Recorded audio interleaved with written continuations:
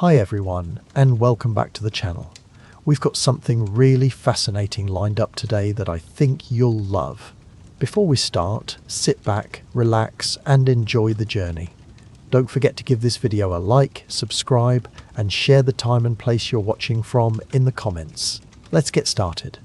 The life of a Roman gladiator began with harsh realities from the very first breath in the ludus, the gladiator school. Unlike the romanticized visions that often flood the imagination, the training grounds were brutal places where flesh and bone were tested daily. You would be taken from whatever life you had known and thrust into a regimented world where survival was never guaranteed. There was no room for weakness. The masters of these schools, known as Lannistae, treated their charges not as people but as investments. A gladiator was a commodity, a tool for profit and spectacle. Every strike missed, every misstep was a wound both financially and physically. The diet of a gladiator was surprisingly specialized despite common assumptions that these were mere brawlers relying on brute strength alone. High-energy foods fueled their bodies, but it was moderation and discipline that ensured endurance in the arena. They consumed a predominantly vegetarian diet rich in barley, beans, and dried fruits. This diet was fortified with ashes, a source of calcium to promote bone strength and aid recovery from the countless breaks and cracks their bodies endured. The necessity of recovery was vital because despite their training, many gladiators did not survive long enough to be considered experienced fighters. The training itself was relentless and diverse. You would not simply swing a sword day after day. You would learn to handle multiple weapons. Each gladiator had a class designation with its own style of combat and preferred armament. The murmillo wielded a gladius and carried a large rectangular shield called a scutum. The retiarius fought with a trident and net, avoiding heavy armor to maximize agility. The secutor was heavily armored, designed to counter the retiarius with a smooth helmet and short sword. Mastering these weapons and styles required you to develop both offensive and defensive skills under the strain of exhaustion and pain. Physical conditioning was matched by psychological conditioning. The weight of expectation rested upon each fighter with astounding pressure. You trained knowing every match could be your last. Roman crowds were notoriously vicious. They did not cheer politely. They jeered and demanded blood. The roar of tens of thousands in the Colosseum could drown out your own heartbeats. To stand in the arena was to face not just foes, but the judgment of an entire civilization. The crowd's voice was final. They decided your fate with a thumbs up or down. Their mood was capricious, shifting with the spectacle unfolding before them. Your armor and weapons were designed to highlight spectacle as much as survival. Heavy helmets obscured your vision, making it harder to dodge blows. Shields were large and unwieldy yet essential. Every piece of equipment was both a burden and protection, often tipping the balance toward fatigue. Imagine fighting while encumbered with metal plates that weighed down your limbs. Hot sun beat on your flesh beneath the armor until you felt like a furnace. Thirst gnawed at you. Sweat dripped into your eyes and stung. Every breath labored. In moments like these, focus was both a weapon and a lifeline. When the fight began, the world narrowed to the small patch of sand beneath your feet. You were not merely an athlete in a contest, you were a living symbol of Rome's power and spectacle. Each movement was both survival instinct and performance. You had to perform well enough to satisfy the crowd without immediately dying in a few cuts. Death came fast for many. The average career span for a gladiator was shockingly brief. Despite training and preparation, the chance of surviving a single day in the arena was slim. Even seasoned warriors could find themselves outmatched. New techniques and combinations of weapons meant the unpredictable was always a threat. Injuries were not just common, they were an expectation. Scars crisscrossed every inch of your body. Broken bones healed with crude techniques that left you permanently weakened or deformed. Infection was a constant danger. Even a small wound could turn lethal without proper care. Medical knowledge was advancing. But it was not enough to save every fighter. In the dirty, crowded ludus, germs spread and conditions were ripe for disease. Gladiators who succumbed to these hidden foes could never step into the arena at all. For those who did, pain was a near constant companion. You would share your quarters with dozens of others who carried the same grim fate. The camaraderie was fragile, a bond forged in shared suffering, yet laced with tension born from the competition for survival. Each gladiator knew that today's friend could become tomorrow's opponent. Jealousy and rivalry simmered just beneath the surface. Trust was a dangerous luxury. At night, fevered dreams brought flashbacks of wounds and deaths witnessed. Yet, in the morning, you rose to train again, to fight again. The cycle was unrelenting, a grind designed to shape you into a weapon as much as a man. The social status of gladiators was paradoxical. They were adored and abhorred simultaneously. To the masses, they were heroes, embodiments of courage and strength. To the elites, they were often considered little more than slaves or criminals. Their existence was tethered to public entertainment, their value measured in how well they pleased the crowds and filled the games. Some gladiators earned fame and a degree of wealth. Others suffered anonymity and brutality from birth to death. Regardless of status, the common thread was a life lived on the edge of death, with no guarantees. Imagine the crescendo of gladiatorial combat. Not just the physical clash, but the psychological warfare. Opponents attempted to intimidate each other before the first blow landed. The roar of the crowd rose and fell like a tide with each strike and parry. A gladiator's mind raced. Every decision weighed heavily. One wrong move could be fatal. Yet hesitation was a luxury no champion had. This tension sharpened the senses to an unbearable degree. You saw every flicker of an opponent's blade. You heard every breath and grunt. Over the sound of the crowd, your own heartbeat echoed fiercely. The arena was a crucible where only the strongest and luckiest endured. Understanding this brutal reality exposes why lasting even a single day as a Roman gladiator was almost impossible. You enter a world where your body is perpetually assaulted, where every day is a battle against both men and the merciless conditions surrounding you. Beyond the physical is a psychological torment that wears down even the most resilient. The gladiator's fate was sealed not just by skill or strength, but by an unforgiving environment that offered little margin for error or reprieve. We have only begun to scratch the surface of this deadly existence. Part of what makes the gladiators so fascinating is their human dimension obscured by myth and legend. Behind every helmet was a man grappling with fear, pain, and a desperate will to survive. They were not heroes born, but forged through relentless trial. And whether their end came swiftly in the sand or slowly through unseen wounds, their stories reveal the harsh truth about what lay beneath the spectacle of gladiatorial glory. In the next section, we will delve into the specific techniques and tactics gladiators used in combat. We will explore the strategies that gave some fighters the edge and the pitfalls that led many others to a swift defeat.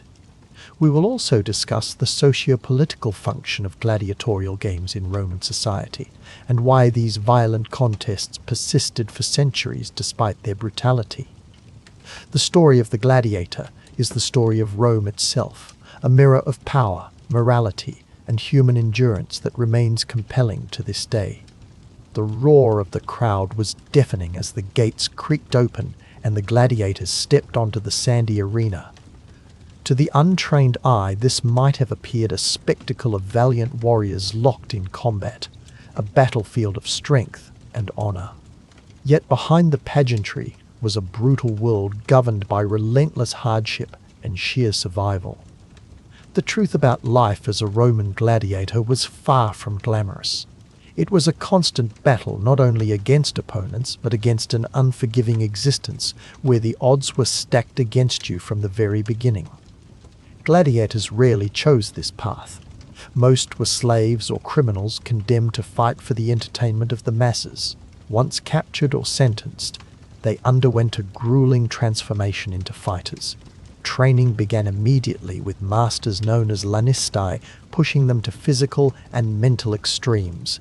Their bodies were broken down only to be rebuilt like weapons. Days started before dawn, with exercises designed to build endurance and agility. Each movement drilled into the muscle memory until instinct took over in the rush of combat. Mastery of weapons such as the gladius or trident was mandatory. But it was not enough to merely wield these tools. Timing, strategy, and awareness of the opponent's style distinguished the survivors from the corpses left in the sands. Despite the brutal training, both physical and psychological, no warrior could be truly prepared for what awaited once leaving the safety of the Ludus tent. The arena was a trap. Teams of gladiators might be matched against each other or face wild beasts imported from across the empire. Lions, bears, even elephants served as deadly adversaries. Unlike a controlled fight between humans, these animals brought a terrifying unpredictability. The roar of a lion was more than a sound. It was a primal reminder of death's shadow. The sand beneath feet shifted with broken bodies and blood. Injuries were common and the treatment often rudimentary. Even minor wounds could become fatal if infection set in.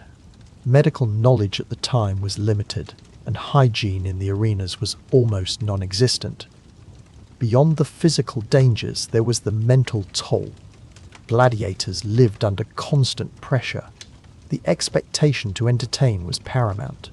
Death was common, but appeals to mercy were rare. Success often depended not only on skill, but ability to draw the crowd's favor. A warrior who fought with courage and showmanship could be spared even after defeat. This subtle dance between combat and theatre layered further complexity onto an already deadly world.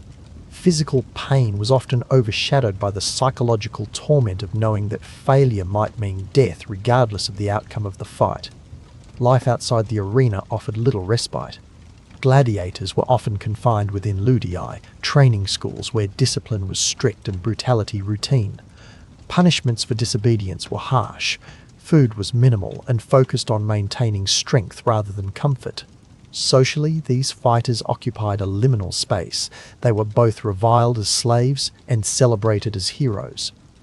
Their names spread through the empire, but their personal identities were frequently stripped away.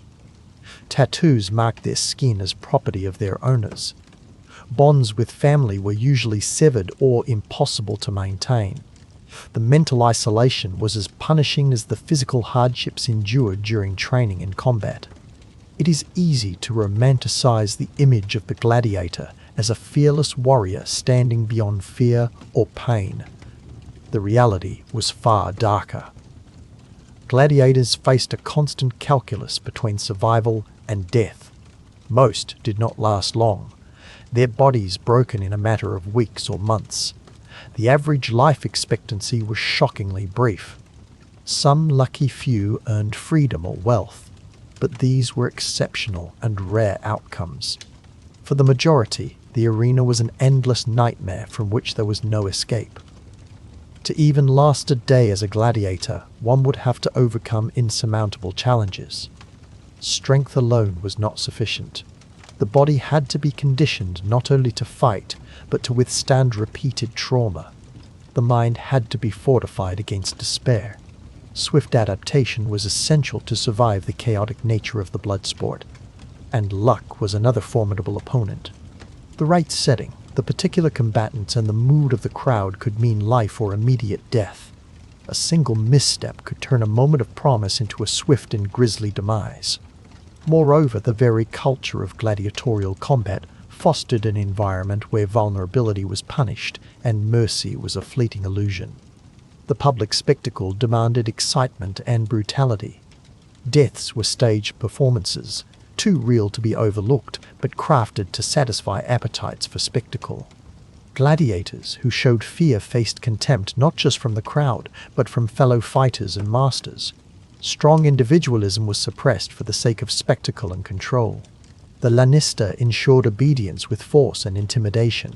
Rivalries could explode violently in the confined spaces of ludii, but outside that world, alliances were fragile or non-existent. The fight for survival had its own cruel rhythm. The initial shock of learning to use weapons scratched only the surface. It was the relentless repetition of drills, sparring matches, and conditioning that built the foundation. Morning after morning, the body was tested to near breaking. Bruises, cuts, and broken bones filled the days before the fight ever began. Injuries that would sideline a soldier or athlete today were ignored or hastily treated. Gladiators were not granted the luxury of rest or reflection. Their injuries were fodder for the Lannister to assess their future value. Those deemed weak or too damaged were ruthlessly discarded or pushed back into combat earlier than sense warranted. Combat itself was a brutal dance with death. Unlike modern sports, there were no clear rules to ensure safety or fairness beyond the overarching demand that the crowd was entertained. Some fights were battles to the death. Others ended with mercy granted only if the defeated gladiator had impressed the audience. This openness bred a constant unpredictability. It also demanded a gladiator to read the mood of thousands watching from the stands. The ability to seemingly flirt with death, to stage a dramatic fall or rise, became part of the craft. Yet behind the theatrical elements, the underlying truth remained. Every encounter could be one's last. Performance aside, the physical demands were immense. Gladiators developed extraordinary levels of strength and endurance. The training regimens emphasized not only combat skill, but conditioning, unrivaled by most contemporary warriors. Remarkably, many gladiators sustained their bodies on diets high in carbohydrates and low in protein.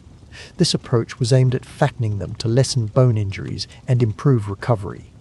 Barley, legumes, and ash-based drinks were common. The latter was believed to aid bone strengthening. It is a stark contrast to modern notions of athletic nutrition. Yet the physiological transformations were impressive given the demands of relentless combat. Mental fortitude was no less critical. Gladiators faced the daily reality of dehumanization. The physical scars were endured alongside constant psychological pressure. Fear, loneliness, and even hopelessness had to be suppressed at all costs. Some gladiators turned to camaraderie and mutual support as a survival strategy. Bonds formed in the crucible of combat could transcend the oppressive environment.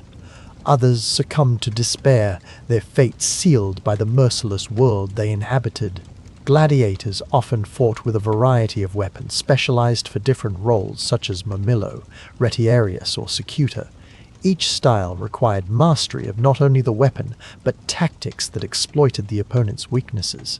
Quick reflexes, agility, and reading subtle clues in movement could tilt the balance in an instant. Combat was a deadly chess game, where the smallest miscalculation or overreach meant catastrophic injury or death. Many gladiators developed a sixth sense for survival, born from relentless training and unfortunate experience. The arena itself was more than just a stage for combat. It was a carefully crafted environment designed to maximize tension and spectacle. The sand underfoot absorbed the impact of blows and stained vividly with blood.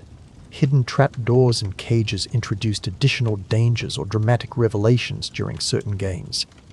The layout allowed officials to manipulate the timing and intensity of battles.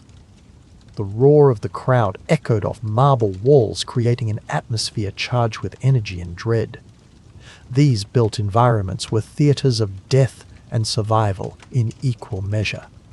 Contemporary accounts paint a vivid picture of the psychological landscape gladiators navigated. Many reportedly welcomed the chance to achieve fame and escape a life worse than slavery. The adrenaline rush in combat created moments of transcendence beyond the misery of ordinary existence. Yet just beneath this glamour lay the brutal truth. The perpetual threat of death eroded hope and forced the mind into survival mode.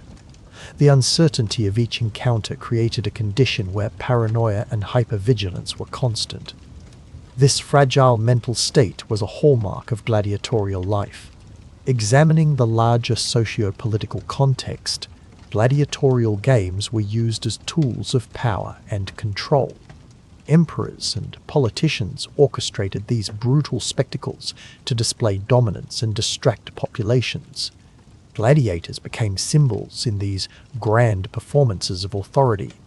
Their suffering and skill entertained while reinforcing social hierarchies. The games were not just entertainment, but a mechanism sustaining the structure of Roman society. Understanding this adds another layer to why life as a gladiator was so perilous. Success or survival was often less about the individual's ability and more about the whims of society and those in power. This brutal lifestyle exacted a heavy price. Even victorious gladiators often bore permanent injuries. Broken bones healed imperfectly. Deep cuts could leave scars that weakened muscles and joints. Chronic pain was common. Some gladiators lived with lingering infections or impairments long after the crowds had dispersed. The psychological wounds often outlasted the physical. Stories of gladiators succumbing to madness, alcoholism, or despair after retirement are not uncommon. Freedmen who managed to escape the lethal cycle faced a difficult transition back into ordinary life. Their identities shaped and marred by the relentless pursuit of fleeting glory in the arena. Despite all these harrowing challenges, some gladiators did manage to achieve remarkable feats. Their names echoed through history, immortalized in mosaics, statues, and stories that survived millennia. These moments of triumph and resilience continue to fascinate modern audiences. Yet it is critical to remember the staggering cost behind such stories. Most who entered the arena perished almost immediately or faded into obscurity.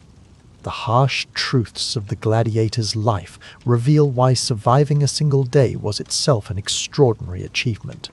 It was a world where hope was scarce, danger constant, and the price of failure unimaginably high. The reality remains undeniable. You would not last a day as a Roman gladiator. The physical brutality, psychological torment, and social isolation were overwhelming. The arenas were not playgrounds for heroes, but execution grounds for the unfortunate and the enslaved. Only the strongest, luckiest, or most cunning stood a chance. For the rest, the sands of the Colosseum and other amphitheaters became their eternal graveyards. This harsh existence reflects a society that valued spectacle and control far above individual life. The lessons drawn from the gladiator's suffering resonate beyond history. They remind us of the dark costs behind entertainment when human dignity is sacrificed for bloodlust and power. They challenge the romantic myths and compel deeper understanding of the brutality woven into the fabric of ancient Rome. As the echoes of the crowd fade and the dust settles on the arena floor, what remains are the shadows of countless fighters who faced death in its rawest form. Their stories are not just relics of the past, but warnings and reflections on the nature of survival, exploitation, and courage. The gladiator's life was a brutal paradox of strength and vulnerability, glory and despair. To endure even a single day was to confront forces far greater than oneself. It is here that the true meaning of their existence is found. The question then becomes not merely whether one could last a day, but what lessons one might carry forward from understanding their ordeal. The gladiators reveal the extremes of human endurance and the depths of cruelty possible in any society. Their legacy is a testament to resilience, but also a somber reminder of the perils when humanity is sacrificed for spectacle. In this context, the arena ceases to be a mere place of combat and emerges as a symbol of struggle that transcends time. As we step away from the blood-stained sands and into the light of reflection, we honor the memory of those who fought not for glory but to survive. They were caught in a world where life was precarious and death ever looming. The arena was a crucible of suffering that few could escape unscathed. To last a day as a gladiator required more than skill or courage. It demanded a will tempered by unforgiving hardship. This is why, for all its allure and drama, the reality of gladiatorial combat reveals a truth too harsh for most to endure. The training rigors of a gladiator were relentless and devoid of mercy. From dawn until dusk, new recruits were pushed to the point of exhaustion. Unlike the romanticized image often portrayed, gladiators were not free men choosing the arena for glory. Most were slaves, prisoners of war, or condemned criminals. Even volunteers, known as auctorati, found their existence consumed by harsh discipline and constant threat. The first lesson for any newcomer was pain. The brittle grip of leather straps digging into wrists, the sting of blunted swords striking flesh. Injuries were unavoidable. Cuts and bruises served as grim reminders that only the tough survived. Their training grounds were known as ludus, grim schools operating more like prisons than sanctuaries. These did not offer comfort or rest, but punishment for weakness. Prospective fighters faced drills designed to build endurance and skill under duress. Imagine fighting to the point where every muscle screams with agony yet must continue without faltering. Gladiators learned to wield multiple weapons depending on their assigned class. Some specialized in the retiarius style, using tridents and nets. Others fought as murmillos, donning heavy helmets and wielding large swords. Regardless of style, all were trained to entertain. Matches were as much about spectacle as survival. Food was rationed carefully but rarely generous. Despite their physical demands, gladiators were fed diets that aimed to maintain weight without excessive fat accumulation. Their meals were often grain-based, supplemented by legumes. Meat was not regular fare unless provided as special reward. However, recent studies suggest that gladiators may have consumed ash or bone powder as a calcium source to strengthen their bones. This practice hints at a level of medical knowledge that surprises modern observers. Yet, diet alone could not shield a warrior from the brutal reality awaiting in the arena. The mental strain weighed heavily on a gladiator. Each combat was a performance before thousands. The roar of the crowd could mean life or death. Gladiators were expected to appear fearless, even as fear gnawed at their insides.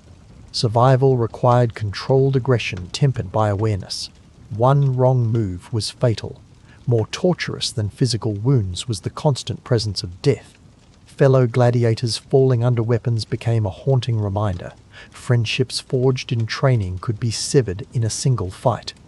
When the day of combat arrived, the air inside the amphitheater was electric and unforgiving. The Colosseum and similar arenas were engineering marvels designed to house tens of thousands of spectators. The crowd's thirst for blood echoed under stone walls. Gladiators emerged from the underground tunnels known as the hypogeum, trading the grim shadows for blazing sunlight. Some wore garb, indicative of their fighting style. Helmets gleamed in the sun. Shields bore the marks of previous battles. The sand beneath their feet soon soaked with blood.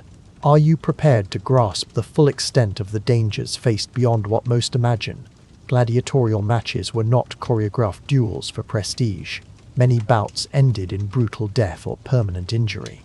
The weapons designed to maim or kill were intentionally deadly. The gladius, a short sword, was crafted for quick, lethal strikes. Helmets with barred visors sometimes provided protection but also restricted vision. Shields could be heavy yet vital for survival.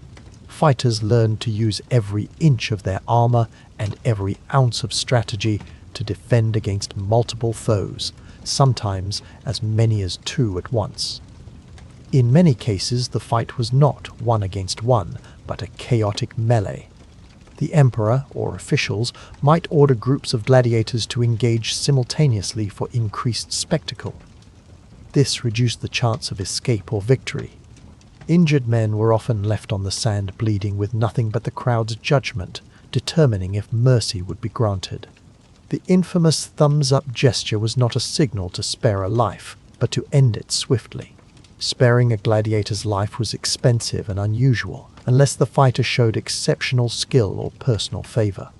Survival was also dependent on alliances and rivalries forged within the arena. Experienced gladiators searched for opponents' weaknesses, exploited psychological tactics, and sometimes used trickery. The arena was a brutal classroom where hope was a fleeting visitor. For the losing gladiator, death was simply a matter of time. Even those spared punishment faced endless struggles afterward. Wounds healed slowly under primitive medical care. Scars and disabilities could end promising careers and condemn the wounded to further hardship. Plagues and infections claimed many despite the presence of rudimentary doctors serving the ludus. Outside the arena, the life of a gladiator was often solitary and grim. Their status in society was complex. Though admired for their prowess in battle, most were socially marginalized. Freed gladiators struggled to re-enter normal life, marked by their violent past and dark stigma. Their days off were rare and seldom wore the comforts ordinary citizens enjoyed. The threat of future matches loomed constantly, along with the possibility of sudden death. The nature of their existence made long-term planning impossible, and the mental toll was severe. Thus, the notion of lasting a single day is woefully optimistic. The training itself would break most men, filtering only the strongest and most ruthless into the spectacle of combat. Even then, the bloodlust of the crowd, the deadly weapons, the unforgiving rules of the games, the physical exhaustion, and the mental torment spelled doom for many before noon had passed. The brutal truth is that becoming a gladiator meant entering a world where death was not just a possibility, but a near certainty. To imagine stepping into such a world from the comfort of modern life is to underestimate the ferocity of ancient Roman blood sports. The gladiator's fate was a testament to human endurance, but also a reminder of the cruelty that thrived within the spectacular arenas that defined an empire. It was not a life of glory in the way movies suggest, but a brutal fight for survival where only the toughest edge kept death at bay for a breath. The Roman games themselves were part of a larger political and social structure that demanded violence and spectacle in equal measure. Emperors used gladiatorial contests to appease the people and distract from political woes. The vast crowds witnessed a controlled eruption of death and violence that reinforced the power of Rome itself. Gladiators were pawns in this grand design. Their lives were short stories written in blood and sand for the amusement of thousands.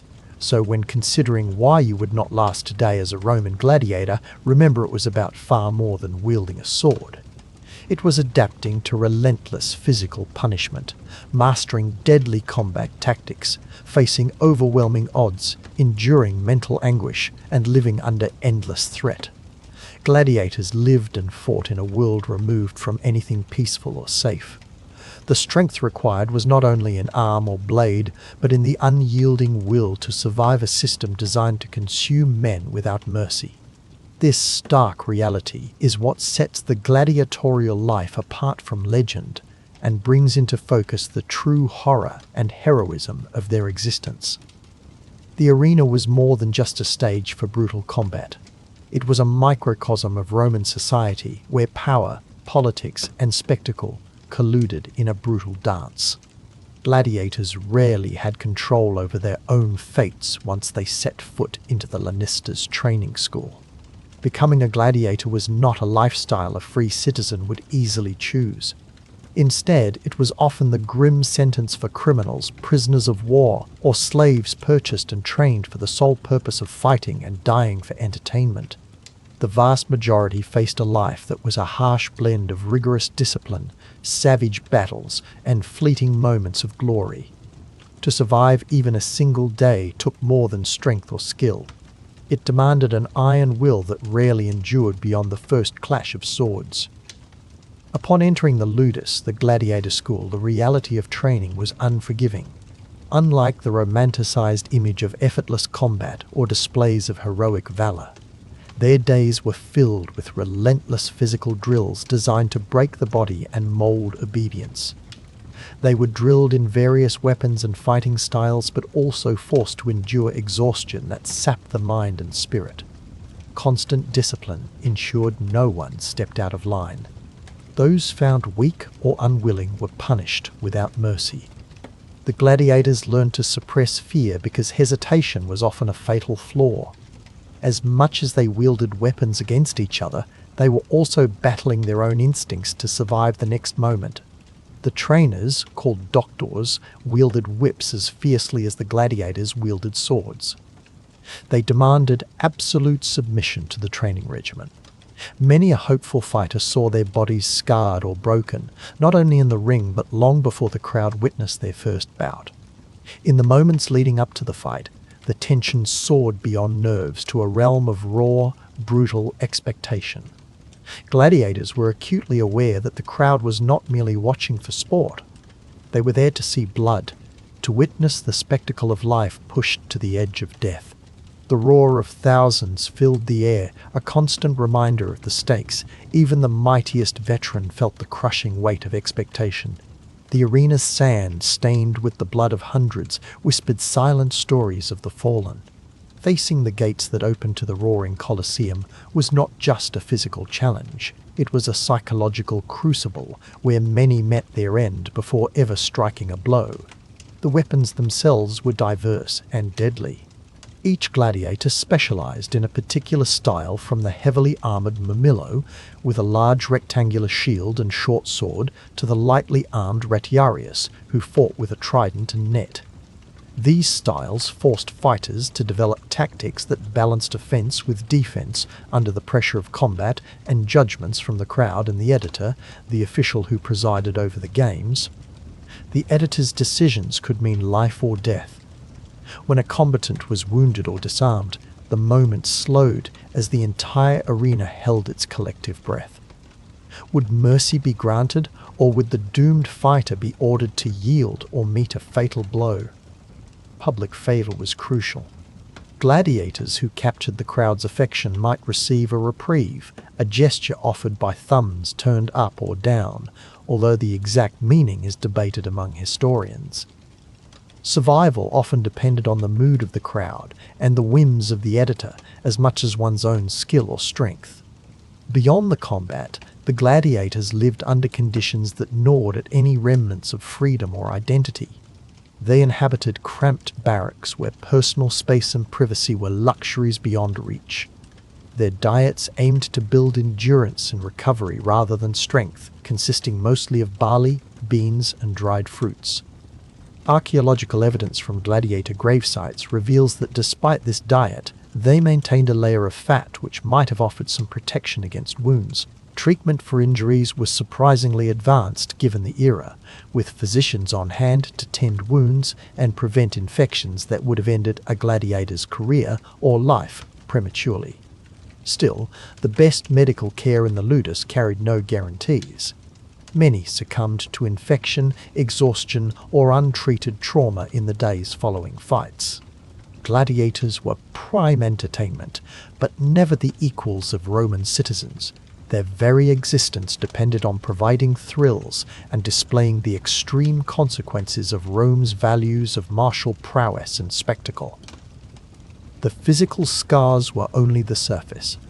The psychological toll was even more profound. The pressure to fight with unwavering ferocity under constant threat festered into a relentless stress no modern combatant could easily comprehend. The line between survival and death was razor thin. A split-second mistake meant a lung pierced, an artery severed, or a crushing blow to the head. Those who lived with this constant shadow were remarkable not only for their endurance, but for how they managed the mental landscape wrought by repeated trauma. Modern studies suggest that the gladiators likely experienced what we now identify as post-traumatic stress, a condition compounded by their captivity and the relentless cycle of violence. It is important to remember that the gladiators' public identity could be starkly different from their private reality.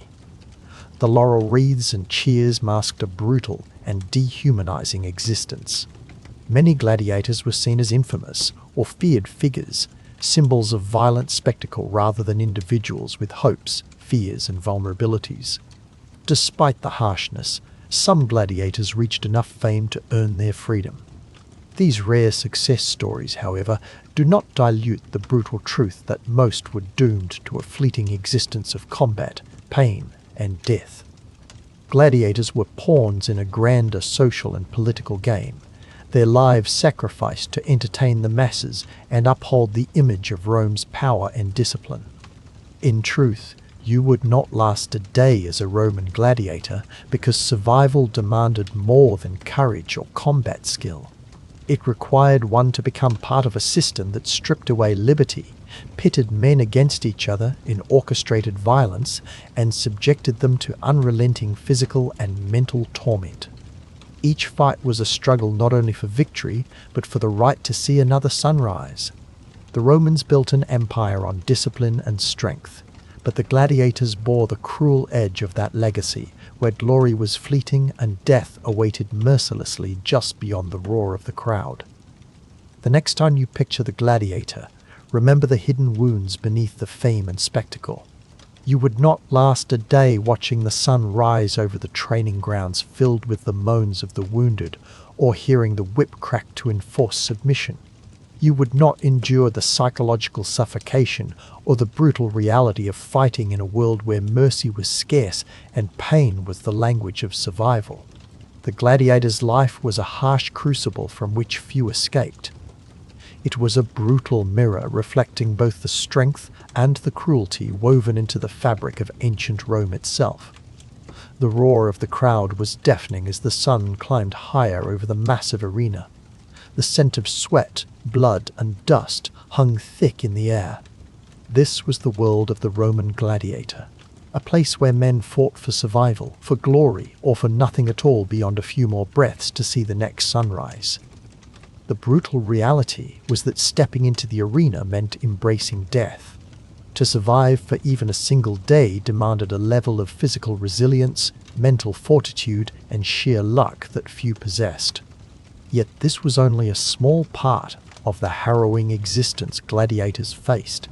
Living as a gladiator meant much more than the fight itself. Behind the scenes lay an existence shaped by rigorous and relentless training.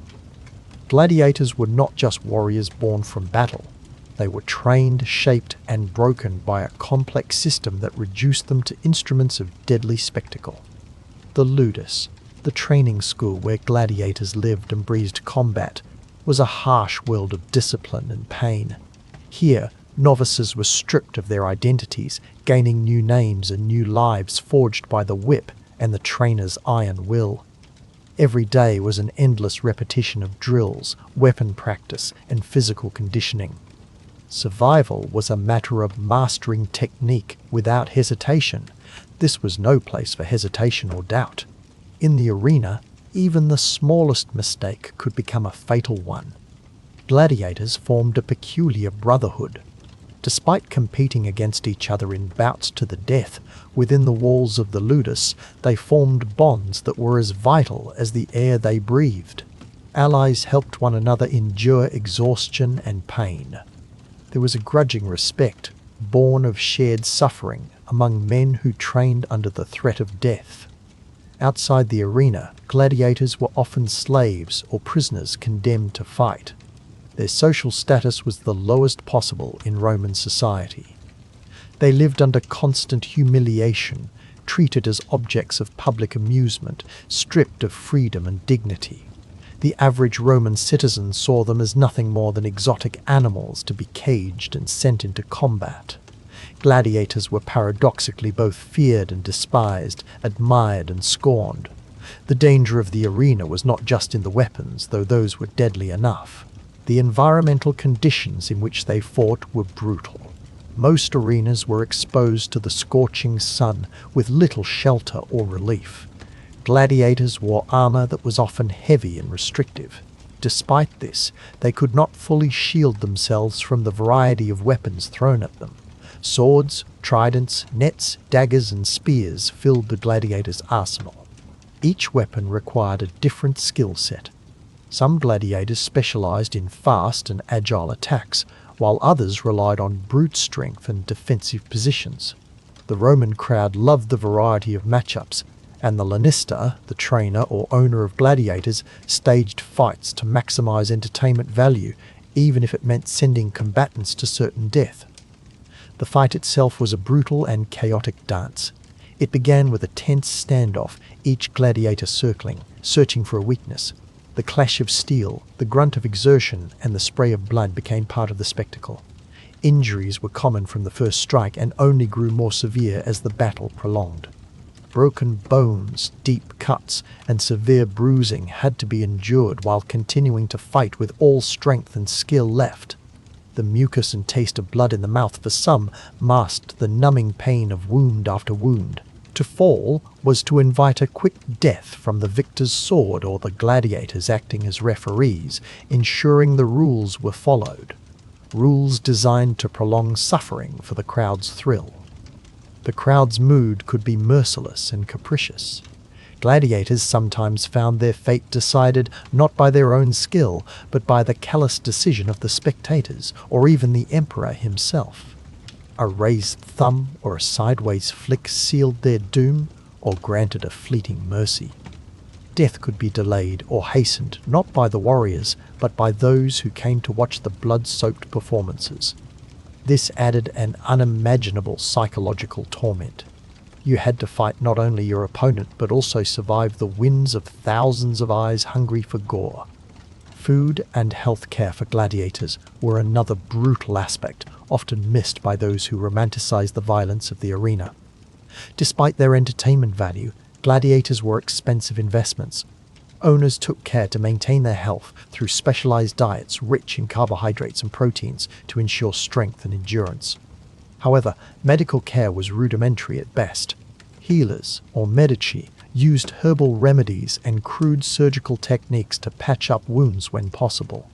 Many injuries led to infection, which was often a silent assassin. An unnoticed infection could kill a gladiator long after the arena's cheers had faded. The combination of unsanitary conditions, intense physical trauma, and limited medical knowledge meant many died from wounds rather than the initial fights. Survival required mastering a cruel paradox. Gladiators had to be both ruthless killers and strategic thinkers. Reckless fury invited a swift death as surely as cowardice did. Champions learned to conserve energy, exploit weaknesses, and force surrender before fatal strikes. Yet surrender was not always an option. Roman society glorified the notion of valor and bravery, and some fights were to the death by law or custom. Others offered the chance of mercy, but this was not guaranteed and depended on circumstances often beyond any fighter's control. The emotional cost was staggering. Many gladiators entered the ludus as slaves, criminals, or prisoners of war. Stripped from families, stripped of freedom, and condemned to brutal servitude, the psychological toll was profound. Fear and despair were constant companions. Some tried to find meaning or pride in their survival and the occasional admiration of the crowd. Others sank into hopelessness, crushed by the endless cycle of violence. The gladiator's life was short. Very few lived long enough to escape the arena's shadow. Death was an ever-present certainty, lurking in each moment. The arena itself was a symbol of Roman power and cruelty. It was a place where social order was reinforced by blood and spectacle. Gladiators served as reminders of the emperor's ability to command life and death. To the Roman people, these games were entertainment, a release from the burdens of everyday life. To the gladiator, it was the harshest reality imaginable. The combination of brutal physical demands, mental hardship, social stigma, and life-shortening injuries made surviving a single day a feat few could claim. Understanding why you wouldn't last a day as a Roman gladiator means seeing beyond the surface of heroic feats and blood-soaked battles. It requires grasping the unrelenting grind of training, the cruelty of the social system, the physical agony of combat and injury, and the merciless psychological pressure of constant threat. The gladiator's world was one of relentless hardship where every second could mean the difference between life or a swift and brutal death. It was not a life chosen freely but forced through circumstance and maintained only by the slim hope of fleeting glory. In the end, the man who stood in the arena was the product of a system designed to entertain through violence. His fate was a grim reminder of the cost of spectacle in ancient Rome. To imagine yourself a gladiator is to imagine walking a path where suffering was routine and survival, a rare mercy. This was a life forged in blood, where enduring even a single day demanded more than courage or skill. It demanded an iron will, relentless spirit, and a resilience most would find impossible. The gladiator's arena was a deadly play, and the role offered to every fighter was a perilous gamble with death's cold hand waiting patiently at the edge of every moment. The sun beat down mercilessly on the sand of the arena, turning the Colosseum into a furnace. Gladiators who entered its gates knew there was no guarantee they would see the next sunrise. To survive as a Roman gladiator was to endure a life unlike any other, where every day tested the limits of human endurance, skill, and sheer will to live. Yet, the brutal reality that greeted these fighters was far more complex and grim than the romanticized spectacles that history sometimes paints. Imagine waking up long before dawn in a grim, overcrowded barracks filled with men who shared only one certainty. Death could come at any moment. These men trained relentlessly, often under harsh supervision from their lanista, the owner and trainer. There was no room for weakness.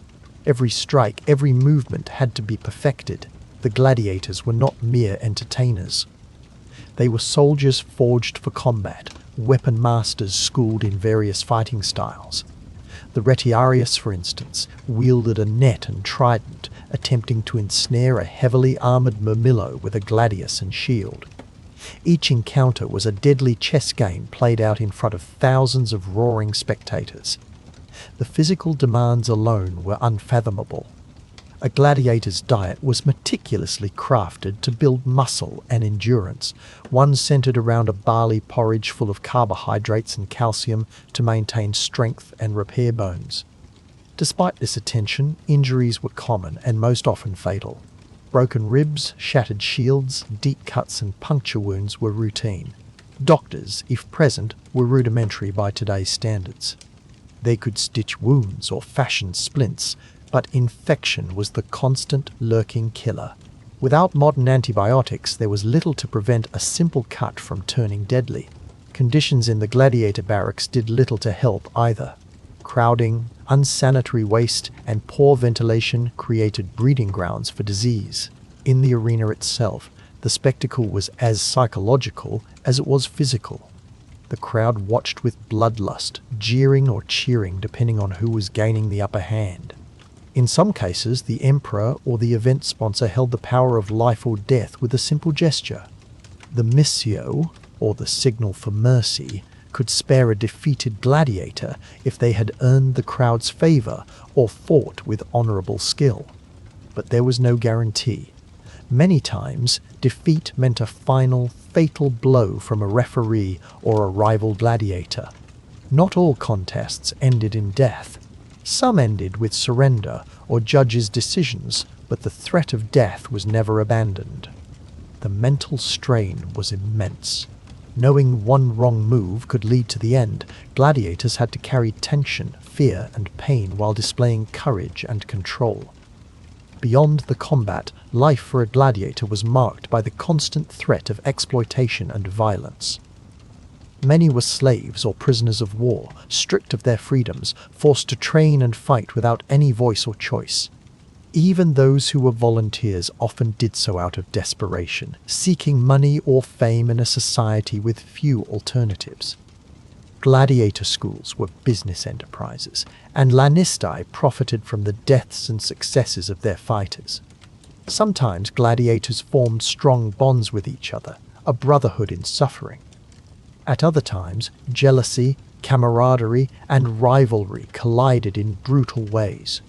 The fleeting nature of their alliances reflected the precarious gamble each man faced when stepping into the arena. The gladiator's existence was one of constant preparation and uncertainty. Training was not simply about learning to fight. It involved conditioning the body to withstand blows, mastering different weapons, tactics, and pain management. Injuries had to be endured with limited rest. Some gladiators specialized in certain styles, becoming famous for particular weapons or techniques that fascinated the public. The murmillo, with their heavy helmets and rectangular shields, exemplified heavily armored fighters who relied on brute strength and endurance. The lighter and faster secutor hunted the more agile retiarius, using speed and relentless pressure. Each style had advantages and vulnerabilities. The gladiator had to be adaptable, learning when to strike and when to protect themselves from every conceivable attack. The psychological warfare began long before the fight. Gladiators were carefully displayed as symbols of Roman might and bravery.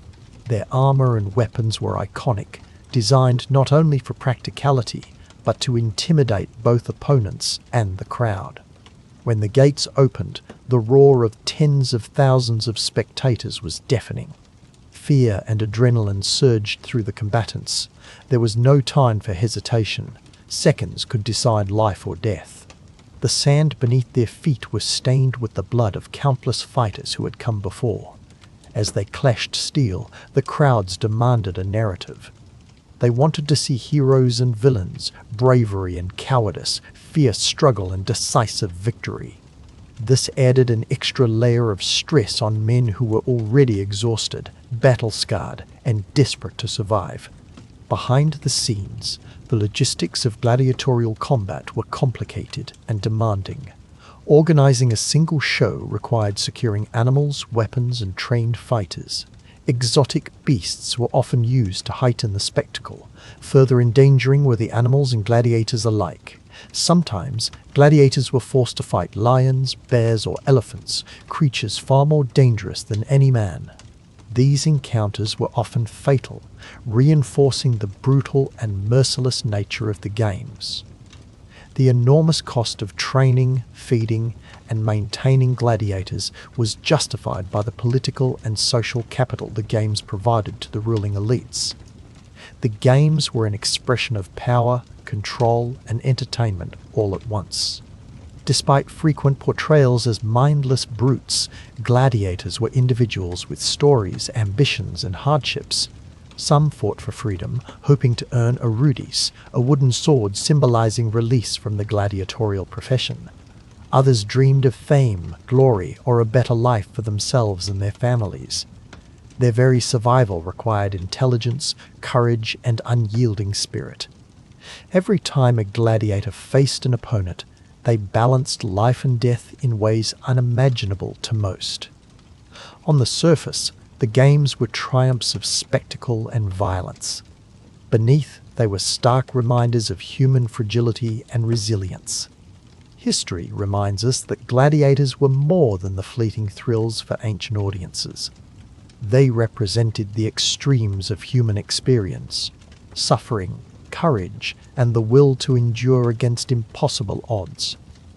Today, it is easy to admire the spectacle or the myths that surround gladiators, but surviving as one was a brutal test few could pass. The sand of the arena was not merely a battleground, it was a silent witness to countless stories of pain, sacrifice, and fleeting survival.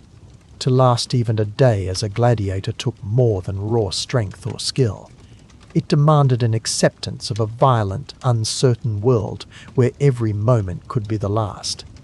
It required a mind steel-forged under constant threat, a body honed through relentless hardship, and a spirit willing to confront death repeatedly. Many could not endure the physical toll, the fear, the pain, or the inevitable losses they witnessed. Others surrendered to despair, broken by the relentless crushing weight of expectation and death. And so, the harsh truth remains. You would not last a day as a Roman gladiator. Those who did were anomalies forged in the fire of the arena, their lives a testament to the staggering, often unbearable price of survival in Rome's most infamous spectacle. Even those who triumphed time and again faced a future shadowed by the same dangers. Injuries accumulated, allies fell, and fortunes could change with the fickle moods of the emperor or crowd. Few gladiators enjoyed lengthy careers. The ones who emerged from the shadows of the Colosseum were rare. Their endurance was not merely physical, it was a victory of the human spirit over an existence designed to break them. To understand why you would not last a day as a Roman gladiator is to understand the depths of human resilience under unimaginable pressure.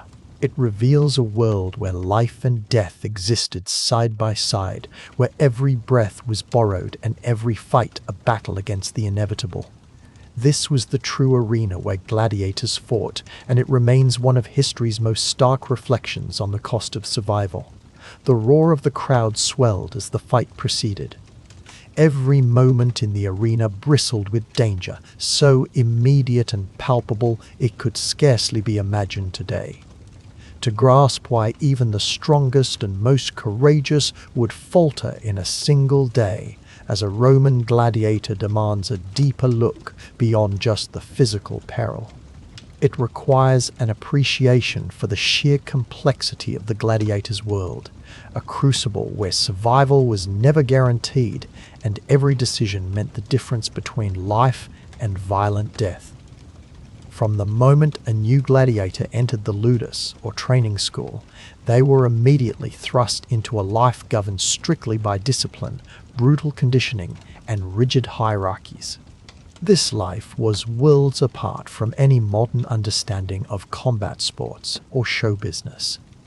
The brutal training regimes pushed men to their absolute limits, sculpting their bodies into weapons, but also grinding away at their humanity. The training was not just about muscle and skill, but about endurance. Constant drills wore down even the toughest men until their bodies became instruments of war, tailored for the arena rather than for comfort or longevity. These men were not just athletes. They were prisoners to a relentless system designed for spectacle and terror. Imagine waking before dawn every day, your body aching from relentless combat drills and rigorous maneuvering, only to face a new set of impossible tasks. You would not simply train with wooden swords or controlled sparring, you would learn how to wield multiple types of weaponry. The gladius, the net, the trident, the curved sickle, each requiring its own mastery. Your instructors were hardened veterans who demanded instant obedience and flawless execution. Failure to comply or underperformance often meant brutal punishments. A gladiator's world left no room for error.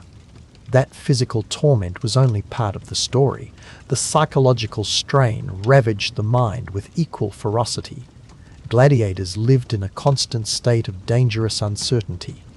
One day you might fight against novices equally untrained, the next against seasoned killers who thrived on cruelty and had tasted blood time and time again.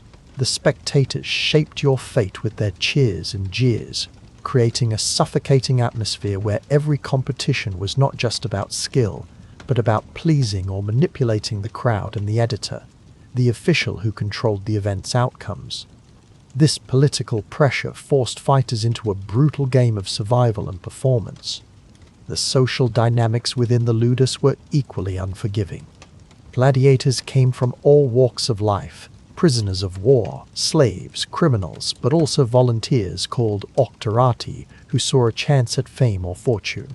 Yet all were bound by the same harsh regulations and the omnipresent possibility of betrayal. Friendships could be rare and fleeting because trust was a luxury few could afford. Rivalry was the norm, shaped by power struggles that often turned deadly before the official bouts even began. Beyond the psychological and social hardships, the physical dangers were horrifying. Unlike modern sports where safety gear, rules, and referees protect participants, gladiatorial combat was a brutal spectacle. Armor was often minimal or strategically designed to protect some parts of the body while leaving others vulnerable. This encouraged dramatic bloodshed and increased the show's excitement. A misstep could rip muscle, fracture bone, or sever an artery. The slightest hesitation or miscalculation was exploited mercilessly by opponents trained to inflict maximum damage. Deeper still, the medical care available to gladiators was primitive by today's standards. Although gladiators typically had access to the best doctors within the Roman world because each gladiator was a valuable investment, this care was focused on immediate survival and rapid recovery rather than on long-term health. Infections from injuries were common and often deadly due to the absence of antibiotics. Gladiators who recovered from one wound could easily be felled the next day by an infection that today would be trivial. Healing itself was an agonizing process, leaving gaps in training and worsening mental strain. Fights did not always end with the death of one combatant, but often with severe injuries that marked the end of a gladiator's career. Some lived on, crippled or maimed, forced out of the arena never to return to their former glory. This brutal attrition meant that a gladiator's physical peak could be a fragile, brief window where survival depended on lightning reflexes and nerves of steel. The pressure was relentless, and the margin for error ever thinner. In the chaos of the arena, a gladiator had to be tactically astute as well as physically dominant. Matches were often bouts of shifting rhythm, opponents sizing up each other for weaknesses. Understanding how to bait, retreat, or exploit terrain was crucial. But more than that, gladiators had to anticipate the crowd's mood, the whims of the editor, and the gestures of the emperor or high-ranking patrons who might favor or condemn them. This complex interplay meant that the fight was never purely martial, but a spectacle tinged with theater, politics, and survival instinct. One might assume that gladiators, having trained so rigorously, had an advantage over amateurs or first-timers. But even the most battle-hardened gladiators could succumb to the sudden fury of a fight. Many died simply because their opponent exploited a basic mistake, hesitation, a slip of footing, or a delayed strike. The crowd and the editor's decisions often sealed their fate. There were cases where gladiators fought bravely but were denied mercy because the audience or sponsor favored a more entertaining or youthful combatant. There was also a dark economic element that dictated this fragile existence. Gladiators were costly to train and maintain, but they were ultimately expendable. Lanistae, the trainers and managers, balanced the tangible value of their gladiators against the bloodthirsty demands of sponsors and audiences hungry for death. This complex system encouraged both brutal training to maximize performance and calculated risks during matches to maximize spectacle. To last in such a system meant steadily walking a knife's edge where each step might be your last. Beyond the named challenges of combat and survival, there was the crushing weight of Roman society's view of gladiators. Despite fame or a shimmering veneer of glory, these men were often regarded as lowly, despised, or even feared. Their lives were celebrated in the arena but often met with scorn beyond its walls. Few found freedom or continued lives of dignity afterward. This layer of social marginalization cut deep, contributing to emotional despair that undermined motivation and resilience necessary for survival. Adding to the hardship of gladiators were the unpredictable innovations in tactics, rules, and weaponry introduced by arena organizers aiming to keep spectacles fresh and audiences captivated. Facing a seasoned gladiator was one challenge. Facing a gladiator equipped with unfamiliar weapons, or forced into match types with strangers, or even against wild animals, added new layers of risk. Gladiatorial games could suddenly morph from one form to another, demanding constant adaptability. This meant that a gladiator's extensive specialization could prove useless when pitted in unfamiliar circumstances. The diet and living conditions also played a significant role.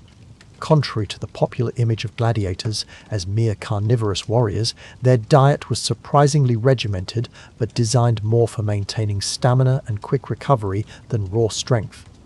Heavy grain consumption, supplemented with beans and simple proteins, provided endurance but did not shield them from the toll of intense daily physical exertion. Their living quarters were Spartan, designed for efficiency and control rather than comfort. This austere lifestyle left gladiators chronically fatigued and vulnerable to illnesses common in crowded communal environments.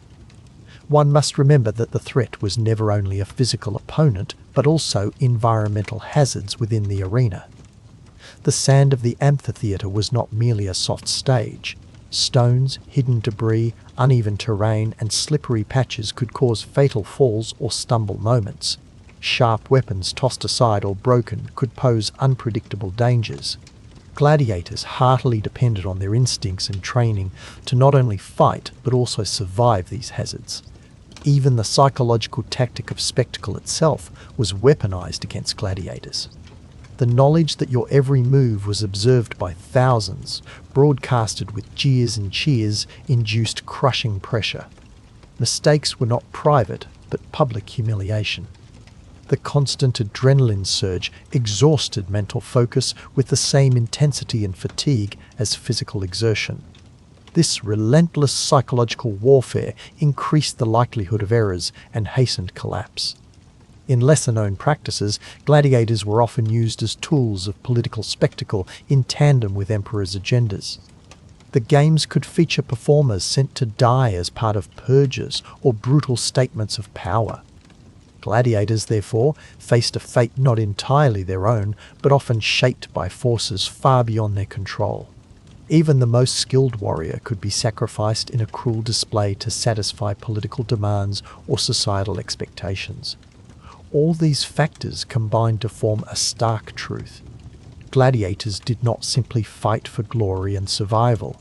They lived a precarious existence at the extreme limits of human endurance, constantly challenged by physical dangers, psychological turmoil, political manipulation, and social disdain. Living through just one day without injury or death was a feat worthy of admiration. The ancient gladiatorial games offer a window into a world where violence was ritualized, bodies were weapons and sacrifices, and survival balanced precariously on the edge of a sharp blade. In conclusion, the image of the gladiator as a solitary hero battling epic foes must be balanced with an understanding of the brutal realities that shaped their brief lives, the punishing demands of their training, the constant mental anguish, the ever-present threat of death, and the societal pressures created an existence so extreme that lasting a single sunlit day in the arena was a challenge beyond extraordinary. Anyone suddenly thrown into that world would quickly realize that sheer strength and courage were only a fraction of the battle in surviving as a Roman gladiator. The ancient amphitheatres still stand as silent witnesses, reminding us that beneath the grandeur of the games lay lives forged in pain and shadow, ephemeral as the roar of the crowd that consumed them. Facing this brutal world meant confronting a reality where every moment could be your last, and the price of failure was nothing less than death. This harsh truth remains a powerful testament to the brutal spectacle of Roman gladiators and explains why, in that deadly arena, none would last a day without brutal scars etched not only upon their bodies, but upon their very souls. The sun rose over the Colosseum, casting harsh shadows across the blood-stained arena as the crowd's roar echoed through the massive amphitheatre. Roman gladiators, a mix of slaves, criminals, and volunteers, prepared once again to face a brutal and unforgiving fate. Despite the romanticized images engraved into popular culture, life as a gladiator was a far cry from glory and honor for most. The truth is far darker and far more complex than the tales told in epics and films. To understand why you wouldn't last a day as a Roman gladiator, one must dive deep into the grueling physical, mental, and social realities these warriors endured. First, consider the brutal training regimen imposed upon gladiators. They were locked away in barracks called ludus and subjected to grueling and relentless drills that pushed their bodies beyond natural limits. The masters of the ludus were expert trainers who knew no mercy. Each day's routine was designed to break down the competitors, stripping away individuality and reshaping them into efficient but expendable weapons of war. Training involved hours of repetitive sword fighting, shield work, and various forms of hand-to-hand combat. Failure to perform or show adequate progress often meant corporal punishment. The gladiators were taught to fight with different weapons, but their techniques had to be polished to deadly precision, able to exploit every weakness of their opponents. Poor nutrition was another cruel reality. While some imagined gladiators as mighty warriors powered by a robust warrior diet, the truth suggests a diet designed more to bulk them up efficiently and cheaply than to keep them healthy and strong. They ate a carbohydrate-heavy diet of barley, beans, and dried fruit to build a layer of fat known as the gladiator's shield, which protected vital organs during combat. Protein sources were sparse, making it difficult to fully repair the constant muscular damage caused by training and fighting. Injuries and wounds were common. Without proper nutrition and medical care, many gladiators struggled to recover, succumbing to infections that modern medicine would easily treat, but in ancient Rome often meant death. The injuries themselves were horrific. Gladiators fought with real weapons in contests that frequently ended with severe wounds or death. Although bouts were sometimes stopped before delivering a fatal blow, many were not so lucky. Breaking bones, deep cuts and concussions were common, and many gladiators carried the scars of countless bloody battles. Medical treatment was rudimentary at best. Physicians working in the arena's shadow focused on keeping fighters alive just long enough to fight again. Their knowledge mostly consisted of herbal remedies, basic wound treatments and crude surgery. There was no anesthesia or antiseptic techniques. The risk of infection was high. The grime of the arenas along with sweat and blood turned cuts into festering wounds. Even the strongest fighters were vulnerable to slow and agonizing declines. The mental toll was perhaps even harsher than the physical. Gladiators lived in a world where survival was uncertain and death could come at any moment. Despite the crowd's cheers and the glare of the sun, fear was a constant companion. Gladiators were deprived of personal freedom. Most were slaves or convicts with no hope of escape aside from victory in the arena. Their lives were meticulously controlled by their lanista, the owner and manager who treated them as property. Fear, stress, and uncertainty created an environment where morale was fragile. Attempts to develop friendships or alliances meant risking betrayal or distraction during combat. Gladiators faced the paradox of relying on their comrades for survival and training, but having to kill each other in the arena. This fragile trust was a potent psychological burden. Beyond the arena, gladiators lived in isolated quarters away from the general populace, treated as outcasts despite their fame. The public admired them for their bravery, but also saw them as dangerous and expendable. They existed on the margins of society, neither slaves fully nor free men. Laws prohibited them from marrying or holding political office. Most were expected to die young. Those who survived long enough to win release were often drawn back into the pitiless demands of spectacle by the lure of fame or the lack of alternatives. The hope of freedom was a cruel carrot dangling just out of reach for many. The matches themselves were carefully orchestrated performances designed to entertain. Combat was never as chaotic or haphazard as modern audiences might imagine.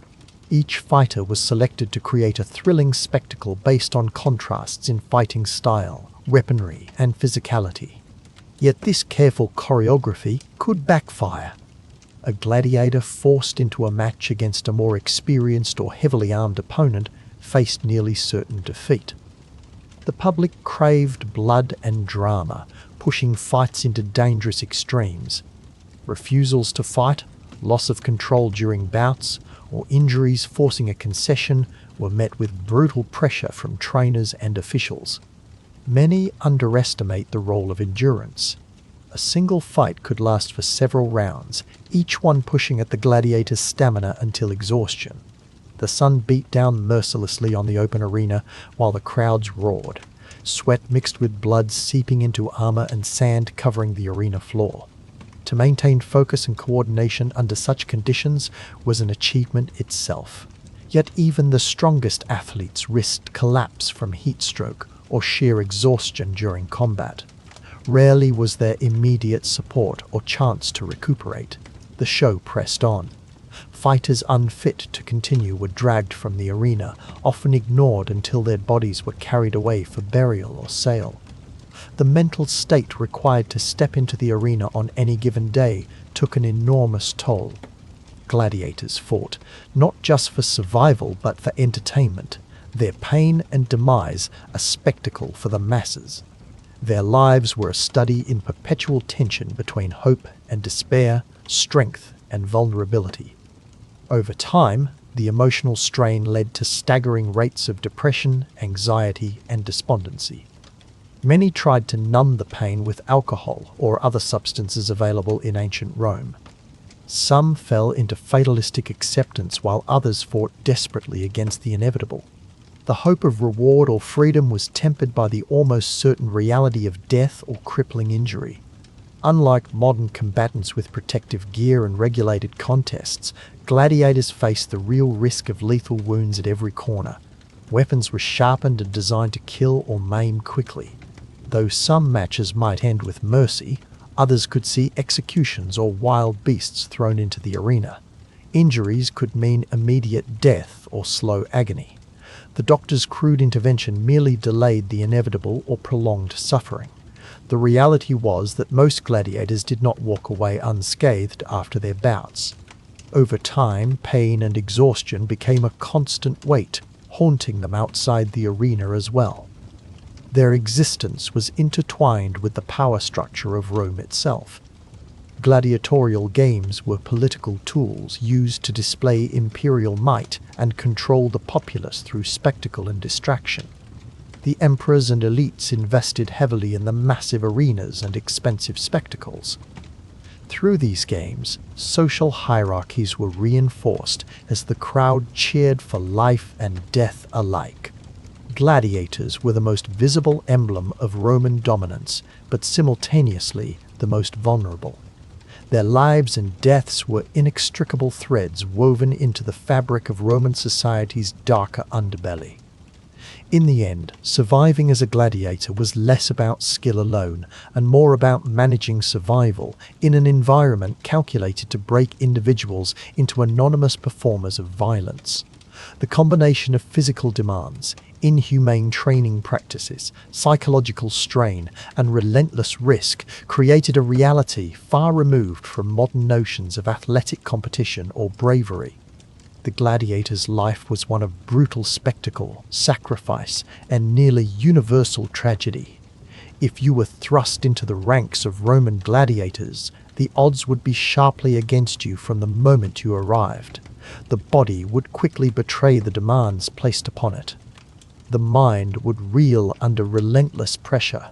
The society that watched and cheered would regard you more as an object for entertainment than a person with hopes and fears. Few would last a single day without suffering injury, despair, or death. The Colosseum still stands today as a testament to the enduring fascination with these warriors. However, behind the grandeur lies the somber truth about what it meant to be a gladiator. Their lives were fleeting, their struggles immense. They were not the heroes of simple tales, but prisoners ensnared in a violent dance for survival, their existence marked by hardship few can truly imagine. Next, we will explore the intricate world of gladiator types, their distinctive fighting styles, and how these roles influence their chances for survival. We will delve into the weighted strategies behind pairing opponents and what this meant for individuals battling for their lives under the unforgiving gaze of Rome's bloodthirsty crowds. The story continues, unmasking the brutal reality behind the legend and revealing why, in this deadly sport, no one was ever truly safe. The roar of the Colosseum was deafening as hundreds of thousands of eyes fixed upon the arena below. Not simply a place of sport or spectacle, it was an arena where life and death danced a dangerous waltz. Gladiators stood as both the entertainers and pawns of an empire hungry for blood and power. Yet anyone imagining a life filled with glory and fame would find that the reality behind such combat was far harsher and less forgiving. The brutality of the life of a Roman gladiator was relentless. Few of those who entered the arena could claim even a single day of survival. Beneath the surface of the games lay a backbreaking physical reality. Gladiators were subjected to intense and exhaustive training regimes under the watchful eyes of their lanista. Life in the ludus was regimented and harsh. From the moment they awoke until exhaustion forced rest, every movement was directed toward perfecting the skill needed to entertain and survive in the arena. These athletes were not born for glory alone. They were forged into machines of strength, stamina, and brutal efficiency. Yet even such rigorous preparation could not shield them from the deadly unpredictability of the fight. The diet of a gladiator was surprisingly specialized. Contrary to popular belief, it did not center around meat or protein alone. Instead, a diet high in carbohydrates played a crucial role in providing the energy necessary for demanding physical activity. Barley, beans, and oats formed the staples of a gladiator's meals. It was a diet designed not merely for strength, but for endurance. The consumption of a calcium-rich ash drink, derived from burned plants and wood, helped these fighters maintain bone strength despite the constant trauma they absorbed. This combination kept them alive for as long as possible, but could only do so much against the savage nature of the combat. Even the weapons and armor bespoke a ruthless practicality. Varied classes of gladiators specialized in different styles of combat and weapons, such as the heavily armored Murmillo with his broad shield and gladius, or the nimble and heavily armed Retiarius, armed with a trident and net. The mismatch in styles amplified the drama and peril of the fights, but also the likelihood that one would fall swiftly. The armor covered vital parts, but left enough exposed to keep injuries common and often fatal. Skillful as they were, gladiators were always one cut or thrust away from disaster. In the Colosseum, death was always a very real possibility, yet not guaranteed. Many matches played out over a grueling series of exhausting rounds where endurance tested the will as much as skill did ability. The crowd's cheers and jeers swirled like a storm, influencing the fate of the combatants. Despite the hyper-violent nature of the entertainments, the match rarely ended in death as frequently as many might assume.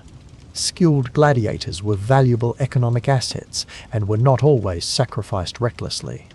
The decision of who lived and who died often lay in the hands of the editor, the person overseeing the games, or ultimately in the hands of the crowd's reactions. Yet even survival did not mean safety, as re-injury, infection, or exhaustion were constant threats. Beyond the arena, the life of a gladiator was one marked by paradox. They were both revered and reviled. Labeled as slaves, criminals, or prisoners of war who were bought and sold like livestock, gladiators possessed fame that eclipsed many free citizens. Their faces were reproduced in mosaics, their names chanted in the laneway of taverns. Still, they lived under the shadow of humiliation and constant exposure to danger. Their social status was perilously low beneath a veneer of celebrity. When the games ended and the crowd dissipated, the harshness of their confinement reminded them every day that survival was a fleeting existence. Infection was perhaps one of the deadliest, albeit less celebrated threats. Open wounds riddled the bodies of gladiators, made worse by the sweat-drenched arena and the swift succession of bouts. Medical knowledge in ancient Rome was advanced in some respects, but lacked the antibiotics and sterile environments that modern combatants benefit from. The slightest injury could become fatal when bacterial invasions took hold. Surgeons were present at the games, skilled at preventing death when possible, yet the risk of infection was omnipresent and often relentless. Many gladiators succumbed to the slow and painful after-effects of injury long after their battle was over. Psychological strain was another unseen enemy. Gladiators faced an existence shaped by survival in public scrutiny, but cloaked in isolation. The mental toughness demanded was extraordinary. They had to reconcile the certainty of death or severe injury with the need to perform and entertain without visible fear. The camaraderie forged in the ludus mattered greatly. Bonding with fellow fighters offered moments of respite in a brutal life. Still, at its core, the gladiators stood alone when the gates of the Colosseum opened. Fear, adrenaline, determination, and pain interwove in every strike exchanged beneath the blazing sun or burning torches of night games. The emotional cost of living in this gladiatorial gladiate was immense. Few could withstand it for long. It was not uncommon for some gladiators to fight repeatedly in single-day events, especially during the most celebrated festivals. Consecutive bouts increased the build-up of injuries and fatigue exponentially. The parade of adversaries forced them to rely not only on skill, but on sheer willpower, as their bodies betrayed them with each doctor's warning and every ominous thump in their chest. Fatigue dulled reflexes and slowed strikes, making even a veteran gladiator vulnerable to the smallest mistake. The long survival expected only in fiction rarely coincided with reality. The arena was a crucible where seconds determined fate. The logistics behind the scenes also contributed to the deadly nature of being a gladiator. Once a fight ended, medical teams worked swiftly to stabilize wounded combatants. Yet the capacity and resources of these teams were limited with the rapid turnover of matches. Many gladiators were left to contend with insufficient treatment or rushed care. The luxury of time was never afforded. Camp sanitation was basic and hygiene standards low by modern measures. Illnesses spread quickly, making the ludus itself a breeding ground not only for resilience but disease and death alike. Every day could bring a new confrontation, not just with an opponent, but with the spectre of illness. Despite these grim realities, Roman emperors, senators, and popular citizens all turned out for the games with a hunger that defied reason. Their thirst for spectacle and affirmation of power created an environment where gladiators were both a necessity and a disposable commodity. The stakes could not have been clearer. Every cut, graze, and wound was a narrative of life hanging by a thread. The thirst for bloodshed sustained an empire, even as it extinguished so many lives one by one. In the face of all this, a small number of gladiators did gain their freedom. After years of surviving battles, inflicting defeat on formidable opponents, and rising through the ranks, some were granted arudes, a wooden sword symbolizing retirement from combat. This coveted prize was a rare achievement illustrating immense skill and survival. However, reaching this pinnacle was a journey so brutal that only the most exceptional could endure it. For the vast majority, the day would come too quickly when their time in the arena ended in death, injury, or disgrace. Freedom was the exception, not the rule. Understanding the extraordinary risks gladiators faced highlights just how precarious their existence was. They were masters of combat, yet invariably subject to forces outside their control. Factors such as the editor's decisions, crowd mood, random chance of injury, and the limitations of medicine all combined to create an environment where survival was the exception rather than the expectation. The life of a gladiator was not a romantic pursuit of honor. It was a daily gamble where the price paid was more often than not a life prematurely lost. In this stark and unforgiving arena, the question arises, why would anyone willingly face such perils? Many did not choose this path, but were thrust into it as captives or criminals condemned to the most feared and brutal punishment of Roman society. Others sought to escape disgrace or destitution at the fringes of the empire. A handful pursued the chance at fleeting glory, wealth, or freedom, despite the peril. Yet none could deny the terrible truth. The odds were overwhelmingly against survival. To spend a single day as a Roman gladiator was to live forever on the edge between life and death, knowing that the next moment could be the last. This profound vulnerability shaped every moment in the life of a gladiator. Their bodies bore the marks of countless fights. Their minds carried scars invisible yet deeply felt. The spectacle of their struggle captivated an empire but masked a deadly truth that no amount of celebration could obscure. The gladiator's existence, though remembered for centuries, was as fragile as it was ferocious. And that was why you would not last a day as a Roman gladiator. The roar of the crowd was deafening, a hurricane of noise that bounced off the towering stone walls of the amphitheatre. The sun bore down relentlessly on the arena, its heat searing the earth and baking the air. Sweat dripped into cupped hands, and the efforts of a gladiator drained not only his body but his mind, blending every pulse of pain and adrenaline into a single overwhelming drive to survive. Yet surviving a day as a Roman gladiator was a task almost unimaginable. The brutal reality of their existence was far harsher than any modern spectator could fathom. It was not just battle, but a relentless series of trials that tested every piece of flesh, bone, and spirit. To understand why even the strongest would falter, one must begin with the training barracks, the ludus where gladiators were forged. This was no gym or playground, it was a crucible of discipline and harsh punishment. The initial weeks of training were a brutal reckoning. New recruits arrived with the faint hope of freedom, or even glory, but soon discovered that hope was not a currency easily earned.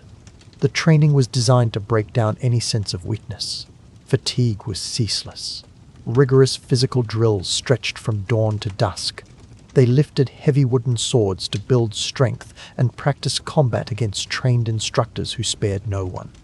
Every muscle ached. Wounds were common, and injuries were often ignored unless debilitating. Pain was a constant companion, and the mind was as much a battlefield as the sand of the arena. Each gladiator was assigned a fighting style based on their physique and skills. There were the murmillo, heavily armoured with large shields and helmets shaped like fish. The retiarius, armed with nets and tridents, relying on agility over armour. The circuiter, who hunted the retiarius with a smooth helmet and sword. The thraex, short sword and small shield in hand, swift and deadly. Though these styles were categorized, the unpredictable chaos of the arena meant adaptability was essential. Death was not always the goal, but defeat could lead to the same end. To be a gladiator was to live with the understanding that the crowd's favour could change with a single misstep. Beyond physical preparation, a gladiator's life was compounded by the mental strain.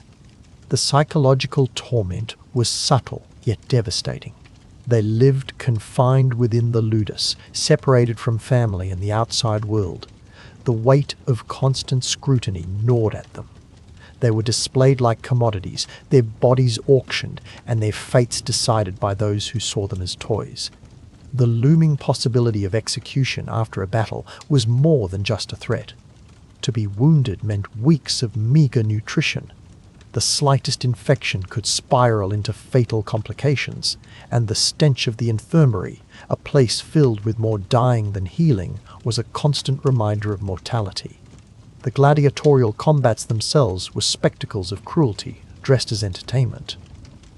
The arena was a stage where life and death danced in the sand. Each contest pushed the fighters to extremes few modern athletes could endure. Combat might last for minutes, filled with endless strikes, parries, and calculated losses of blood. Even the best had to fight with restraint, kill too quickly, and the crowd might turn on the spectacle, craving more prolonged violence. The emperor and the editor presiding over the games held the ultimate say in who lived or died. A thumb raised or lowered was not merely symbolic, but a decision separating survival from death. The injuries gladiators sustained were often grisly. Broken bones sometimes left untreated, wounds infected, and pain numbed only by sheer force of will. Many succumbed not to the sword, but to the more silent killers, infection and exhaustion. The blood loss from even a small cut could be fatal without modern medical care, a luxury unknown to these fighters. The sand underfoot quickly absorbed crimson stains that would not quickly vanish. The fallen could sometimes anticipate the crowd's mood, deciding their fate. Mercy, hidden behind a conspiratorial silence or a swift execution to entertain the masses. The role of luck was undeniable. Gladiators faced opponents of varying skill, size, and brutal intent. While training sought to create evenly matched bouts, mismatches happened. The sudden onslaught of an overwhelming enemy, the poor condition of one's weapons or armor, even the fickle mood of the sun or wind played into the outcome. The slightest lapse in attention might mean a fatal strike. Every fraction of a second counted. The gladiator's mind had to be eternally alert, a constant edge worn thin by fatigue, pain, and the crushing weight of expectation. Survival was also influenced heavily by the crowd's reactions. Roman audiences were notoriously fickle. Cheers could turn to jeers within moments. Gladiators who won hearts with skill or valor might be spared by the emperor's decision. Those who faltered or seemed atypical in their performance risked being sent to death. The pressure to perform was unrelenting and unforgiving. Gladiators lived under the illusion of fame, but in reality were slaves to the arena's demands, pawns in a spectacle of death and control. The audience's bloodlust drove the games and dictated the rhythms of life and death within the walls of the amphitheater. Off the sand, life did not improve significantly. Daily existence in the barracks was filled with competition, suspicion, and brutal hierarchy. Gladiators might form bonds, but trust was fragile. The threat from both fellow combatants and their own masters was real. A brutal hierarchy existed where trainers could lash or starve as punishment. Gladiators also faced possible matches with one another daily, not always in the arena. Fights might erupt spontaneously over grudges or desperation. Punishment for failure in training ranged from beatings to a loss of privileges that could mean the difference between life and death in the arena. Nutrition was another crucial challenge. Unlike modern athletes kept on carefully calibrated diets, gladiators ate a diet surprisingly high in carbohydrates but poor in protein. Primarily a vegetarian fare of barley, beans, and dried fruits sustained them. This diet was partly due to economics and the need for bulk energy rather than muscle repair. They were known as barley men by some historians. This meant their bodies, while strong and enduring, were less likely to repair swiftly after injuries. The absence of modern supplements or veterinary-type care meant recovery was a slow, painful process. Uniformly poor diets weakened the gladiators over time, even as their physical regimen built raw strength. Sleep was another luxury rarely afforded. Between training, preparation for combats, and the strict regulations of the barracks, restful sleep was in short supply. Gladiators often endured cruel punishments that included being kept awake or confined in cramped, uncomfortable spaces. Sleep deprivation weakened reflexes and judgment, both deadly disadvantages in any combat. Fatigue was a shadow constantly stalking them, dulling the senses and leaving the body vulnerable. The constant pressure, lack of rest, and looming threat of death created a near-constant state of exhaustion that sapped willpower and focus. The medical treatment available to gladiators was rudimentary and often inadequate. While some physicians specialized in treating wounds, their methods lacked understanding of infection and sterile techniques. Bleeding might be encouraged to prevent swelling, or wounds closed hastily with crude stitches that festered with bacteria. Broken bones were reset without anesthesia and healed in shackles or irons to prevent escape. Gladiators learned to ignore pain, but many injuries resulted in permanent disability or chronic pain that shortened careers and lives. Medical care was a gamble on survival, and the odds were often stacked against the wounded warrior. In many ways, the gladiator was a paradox. Admired for strength and bravery, but trapped in chains of servitude and violence. Their names might be shouted with adulation one day and forgotten the next. The fleeting glories of the arena were a thin veil covering the desperation and brutality of their existence. Many died without recognition, cast into unmarked graves or simply left to the mercy of scavengers.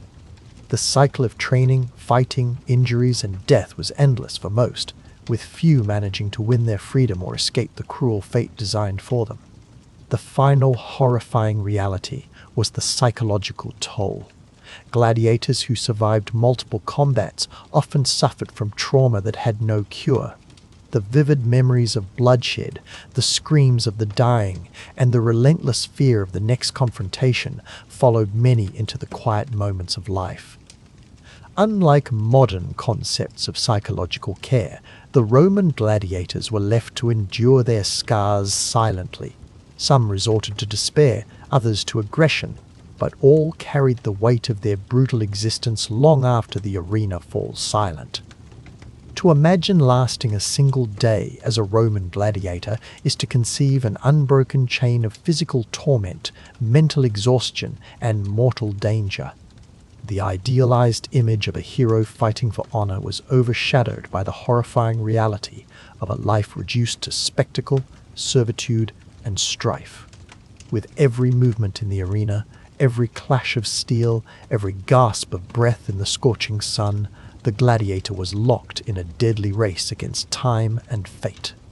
Few won, many lost, and all paid the ultimate price for the blood-stained entertainment that captivated imperial Rome. The truth remains stubborn and unyielding. You would not last a single day as a Roman gladiator because the demands were made not for endurance but for sacrifice. Your body would break, your will would shatter, and in the eyes of the empire, you would be nothing more than a brief thrill swallowed swiftly by the sands of the arena. This was a world where survival was a miracle, and even the strongest warriors lived on borrowed time.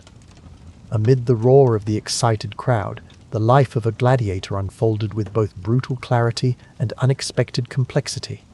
To the untrained eye, the spectacle might have seemed straightforward, a fight to the death for brutal sport. In truth, the existence of a gladiator was a brutal dance with mortality choreographed by discipline, strategy, pain, and ever-present fear. Every moment inside the arena was a trial against both physical limits and mental endurance.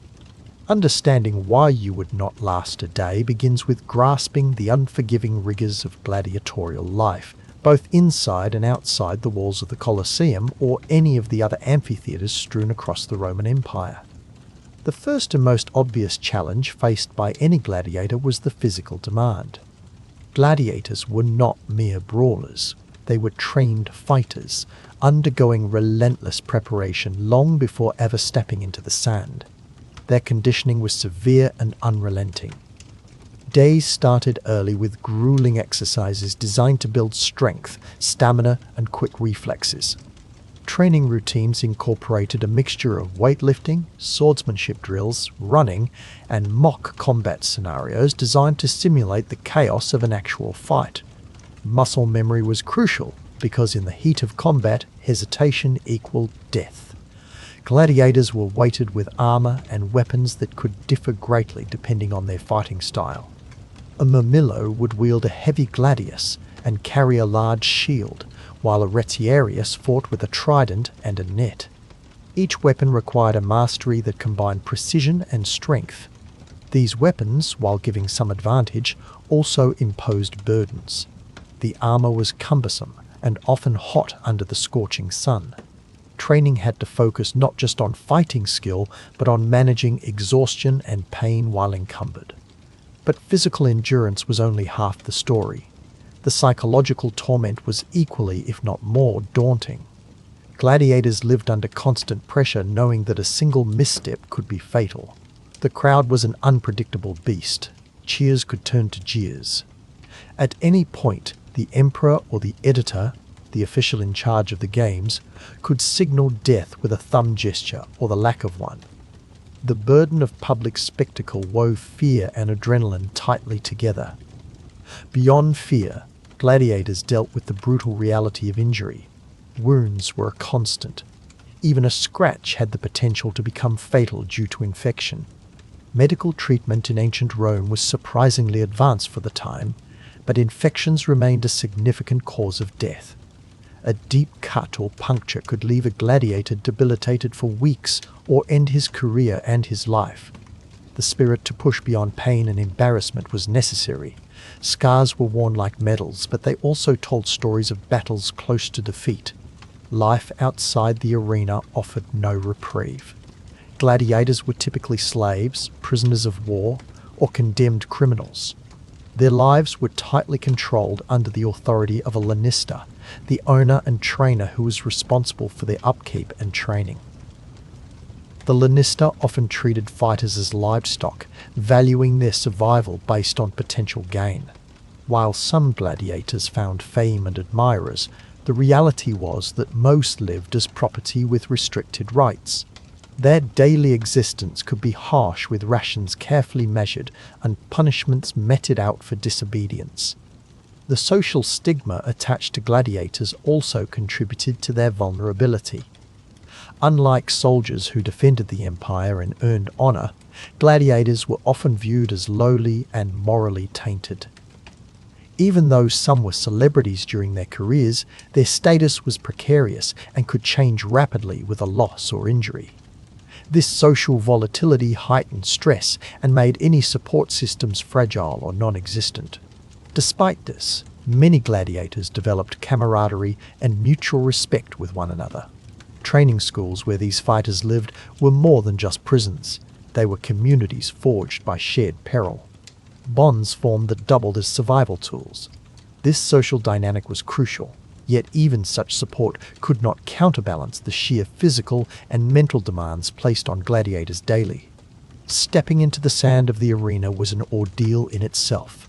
The architecture of the amphitheaters underscored the importance of spectacle.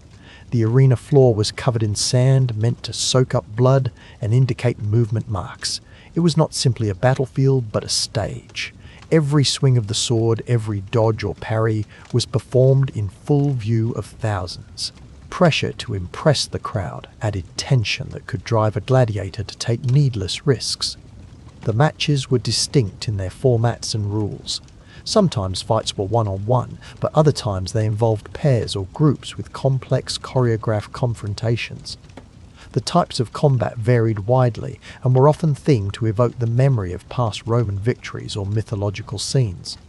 This theatricality underscored the gladiators' dual role as both fighters and actors in a violent drama. Death was not always the desired outcome. Gladiators who fought bravely might be spared by the editor, especially if the crowd demanded it. This added a layer of strategic performance. A fighter needed to be fierce without recklessness. Surviving the rage of specialized opponents required more than brute force. It demanded observation, anticipation, and often cunning tactics designed to exploit an enemy's weakness rather than overwhelming them outright. Ironically, the very training that made gladiators formidable sometimes worked against them. Their grinding routines honed specific muscle groups and fighting styles, but could lead to injuries or limitations over time. A fighter who relied heavily on a particular tactic might be vulnerable to opponents trained to counter it. Flexibility and adaptation were challenging inside a rigid training system that prized consistency for performance and spectacle. The gladiators' diet, surprisingly, played a role in their survival and potential longevity. They consumed a high-energy but relatively simple diet known mostly to consist of barley, beans, and dried fruit. This diet earned them the nickname barley men among ancient writers. The purpose of this food was clear. It provided energy but also promoted weight gain that helped cushion blows in combat. Unlike popular portrayals of gaunt warriors, many gladiators carried extra fat and muscle as natural armor. After the fights, surviving gladiators faced a slow recovery from the physical trauma inflicted. The games were numerous during the year, and rest periods were often truncated to sustain revenue and public interest in the spectacles. Healing was assisted by medics who used rudimentary but effective treatments such as herbal salves, bone setting, and pain relievers derived from plants.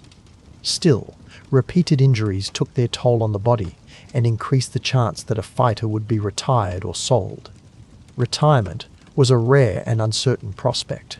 Gladiators might be granted freedom if they accumulated enough victories or were deemed worthy by their owners. Some who survived this path became trainers or agents within the gladiatorial economy. Yet many retired with permanent disabilities or psychological trauma. The transition back into free society was difficult, often marked by ostracism or a lack of opportunity. Gladiators lived at the edge of civilization's violence, and crossing back to ordinary life was neither guaranteed nor gentle. In some rare instances, free men volunteered to become gladiators to escape debt or seek fame, but their experience was no less dangerous. The brutal reality that many did not endure a single fight underscored the overwhelming odds stacked against them. For slaves and prisoners forced into the arena, survival was even more unlikely.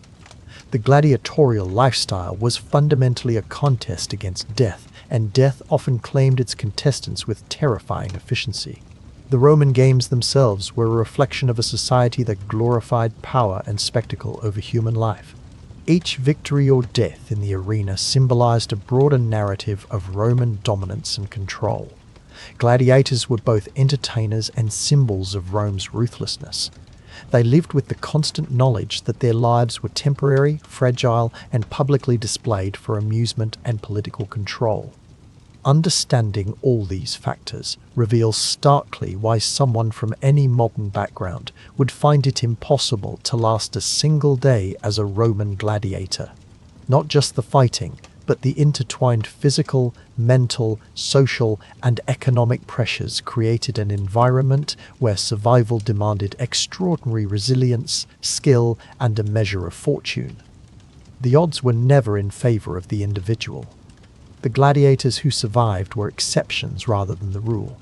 Their stories are layered with courage, tragedy, and a rawness that still captures the imagination centuries later. To live a day in their shoes meant to face a world designed to hone human potential at the edge of human endurance and discard those who faltered without mercy. This brutal truth remains the most powerful reason why you would not endure the life of a Roman gladiator beyond a single day.